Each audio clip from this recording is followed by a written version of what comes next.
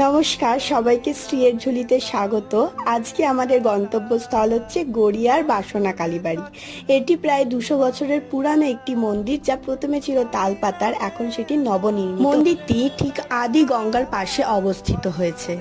এই আদি গঙ্গা যদিও এখন নেই, সেটি এখন পুকুরে পরিণত হয়েছে, কিন্তু একসময় এই আদি গঙ্গা চাঁদনী ঘাট নামে পরিচিত ছিল এবং স্বয়ং চাঁদ সওদাগরের নৌকাও এখানে একসময় এসে দাঁড়িয়েছিল। 9টি রত্ন বিশিষ্ট এই নবরূপে গঠিত মন্দিরটি আজকে আমাদের সেই ইতিহাসকে কল্পনা বা গল্প কথা হিসাবে মনে করায়, কিন্তু এই মা আমাদের সেই 200 বছর আগেকার কষ্টি পাথরের বেনারস থেকে আনা মা, যা আজও এখানে বিরাজমান রয়েছে সকলের কামনার্থে।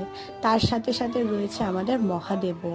তো এই মন্দিরটি আপনারা একবার হলেও ঘুরে আসতে পারেন। ভালো লাগলে পাশে থাকবেন। আজকের মতন টাটা।